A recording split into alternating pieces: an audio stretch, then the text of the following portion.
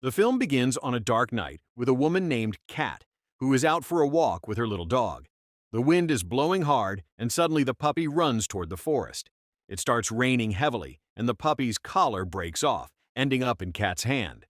She runs into the forest after her pet, where she comes face to face with a coyote. Most likely, the coyote has eaten her puppy. Terrified, Kat turns to run back, but she gets hit by a vehicle. Just then, a pack of coyotes emerges from the forest, hungry, silent, and with glowing eyes.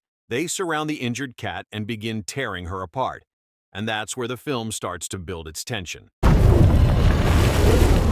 Then we move to the news of Los Angeles, in the Hollywood Hills, where a massive wildfire had broken out some time ago.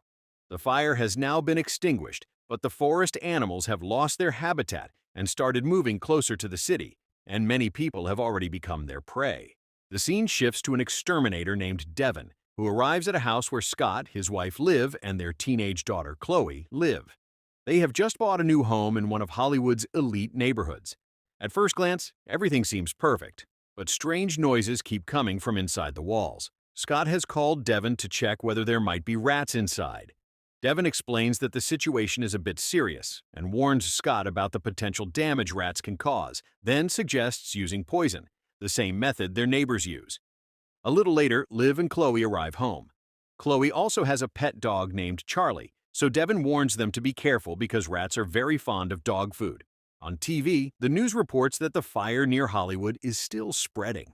Liv becomes a bit anxious, but Scott remains careless, saying that the newscasters always exaggerate everything. That night, the family orders pizza, but instead of the delivery guy, a strange woman named Julia shows up at their door. She seems to be a local escort who has come to the wrong address by mistake. After a slightly awkward moment, the real pizza arrives, and the night goes on as usual. Later that night, while sleeping, Chloe hears some noises. She gets up and goes to look for her pet, Charlie, who is barking toward the outside of the house. She picks him up and looks outside to check. She sees animals running in the chaos. Worried, she goes to her parents' room, where they're in a romantic mood. She says, "There's something outside." Scott, acting like a typical dad, steps out to check and says, "It's just the wind and the trees moving." But Chloe doesn't believe him. She saw something, and she's worried that the dog might get hurt. As Scott moves further ahead, a coyote suddenly appears in front of him. He tries to shoo it away and quickly goes back inside. Suddenly, the power goes out. When he steps outside again to check, he finds that a fallen tree has crashed onto his car. The electric lines are broken, the house loses power, and a strange sense of dread begins to fill the home. The next morning, Liv is standing near a damaged car outside, where she spots a pet collar with the name Lucy on it. She picks it up and goes to her neighbor Tripp's house. Julia opens the door, followed by Tripp himself. Liv gives him the collar, and upon seeing it, Tripp becomes emotional. It belonged to his missing cat. He immediately starts searching for his lost cat. Meanwhile, another neighbor, Tony, is visiting Scott. While Liv and Chloe stay home, the electricity still hasn't been restored. Frustrated about his lost cat, Tripp grabs a weapon and heads out again to look for Cat. While chatting with Scott, Tony misses several messages from his wife, Sheila. He quickly decides to head back home, but on the way, a pack of coyotes begins approaching him.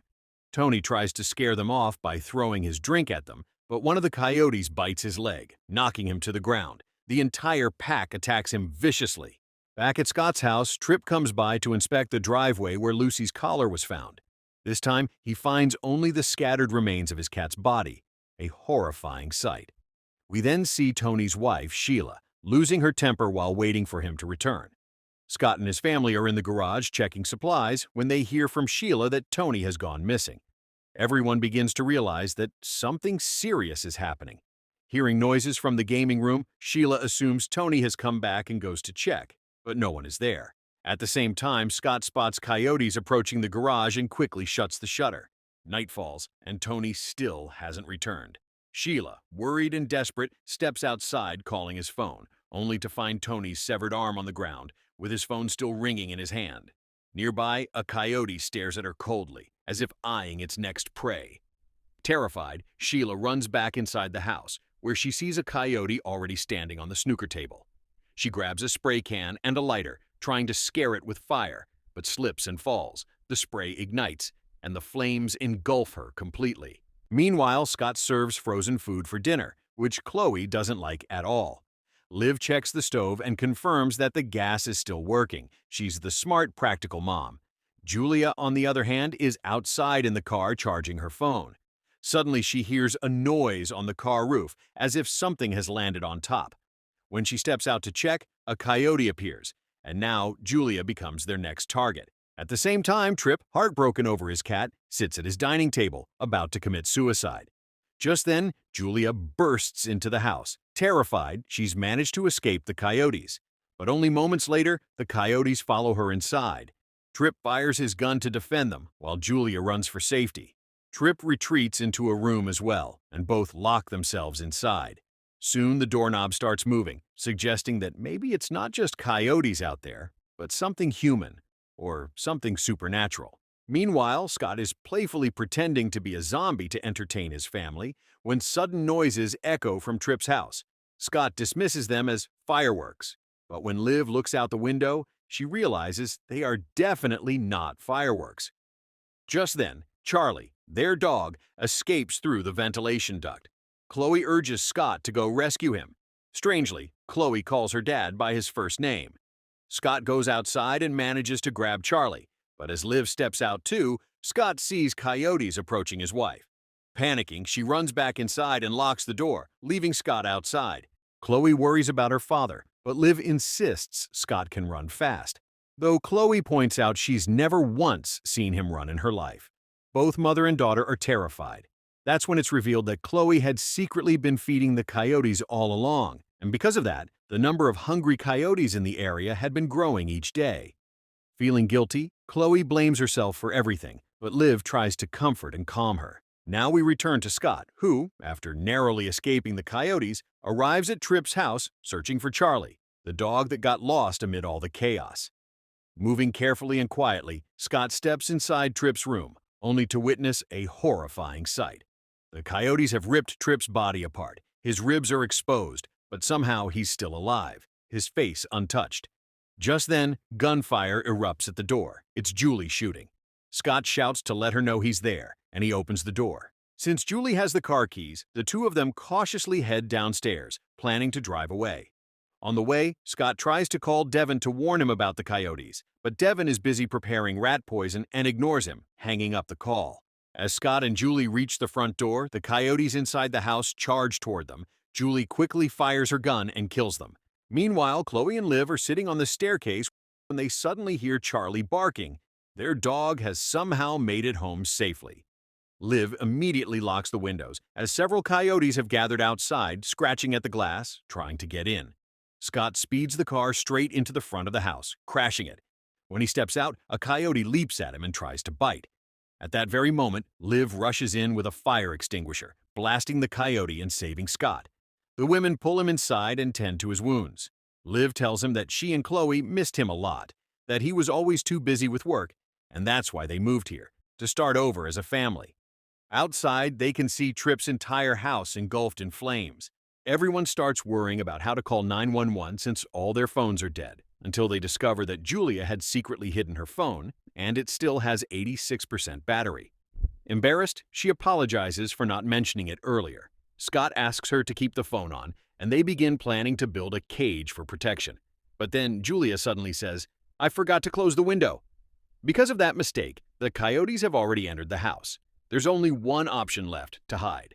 Scott crouches behind the sofa, Liv hides behind the dining table, and Chloe hides under the staircase. A coyote descends the same staircase. It's a terrifying scene because it's standing right above where Chloe is hiding. The coyote steps down and starts pulling at the tablecloth, sniffing for food. While it eats, the foolish Chloe tries to sneak away up the stairs. Scott signals her to stay still, but Julie whispers for her to go. Just then, another coyote crawls in through the ventilation shaft. Chloe accidentally steps on a toy, and the noise gives her away. She's practically invited death herself. To save their daughter, Scott and Liv leap from their hiding spots. Scott distracts the coyotes toward himself, while Liv throws the tablecloth over one of them.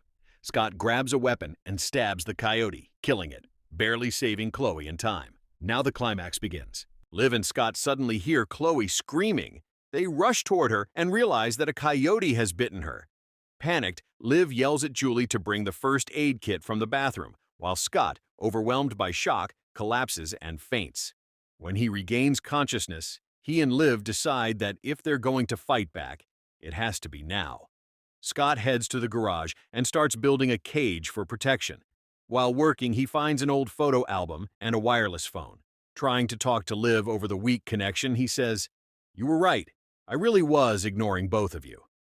Liv, unable to hear him clearly, asks, "What did you say? Can you repeat that?" Scott brushes it off and changes the subject, focusing on the trip and escape plan instead. Just then, Devin arrives, driving straight up to Scott's villa. The family spots him and wants to warn him about the coyotes, but they stop themselves, assuming that Devin, being a professional exterminator, will know how to handle it. We then see Devin stepping out of his van with his rat control equipment. As he prepares his spray system, a pack of coyotes appears in front of him. Quickly switching gears, he grabs an electric shock device and challenges them, shouting as he steps forward. The coyotes hesitate and back off for a moment, seemingly scared. But as soon as Devin turns around, one of the coyotes suddenly leaps at him, biting deep into his neck. Within seconds, the whole pack attacks, tearing him apart as Julie and Liv watch helplessly, unable to bear the sight. Scott crawls into the ventilation system, where he discovers a group of trapped coyote pups, the same ones that were probably sealed inside during Devin's poisoning attempts. Everything suddenly becomes clear. The coyotes weren't taking revenge on humans. They were only searching for their missing young. Scott quickly finishes building the cage, intending to trap and protect the pups. He believes that if he returns their babies safely, the coyotes will stop attacking his family. He tells Liv and Chloe that he'll go alone to return the pups. Carrying the cage out of the garage, Scott walks toward danger by himself. Chloe, frightened for her father, begs him not to go, but Scott doesn't stop. He's determined to save his family, even if it means risking his own life. The coyotes surround him and begin clawing at the cage. When they finally go quiet, Scott opens the cage and gently releases the pups. The adult coyotes rush forward, sniffing and nuzzling their babies lovingly. Scott realizes they've accepted the peace offering. Smiling with relief, he turns back and shouts to his family that everything's fine now. Inside, the women begin preparing to leave. But the house has already caught fire. As they rush toward the van, a coyote suddenly attacks Julie. Scott grabs Devin's electric taser and shocks the creature to death. The flames spread rapidly. The entire property is collapsing in chaos. Julie, Liv, and Chloe jump into the van while Scott covers them and starts the engine. As they drive away, the camera slowly pans over the burning Hollywood Hills, with coyotes seen running off into the dark distance. Looking into the rearview mirror, Scott says, "Is that our home?" Liv quietly replies, "Not anymore." But Scott doesn't care anymore because everything he truly needs is right there in the van. His family. He smiles and jokingly calls them the Fantastic Four. Scott, Liv, Chloe, and Julie, the four who survived the wrath of the coyotes. Meanwhile, back near the ruins, Devin regains consciousness. He's still alive. Standing up weakly, he spots one of the coyote pups nearby and kills it in anger. But before he can react, a furious coyote leaps at him. Devin grabs a metal rod and stabs it. A violent boom echoes and the film ends right there. So, dear viewers, how did you like this recap? Do let us know in the comments. And don't forget to subscribe to our channel for more exciting updates. Thank you.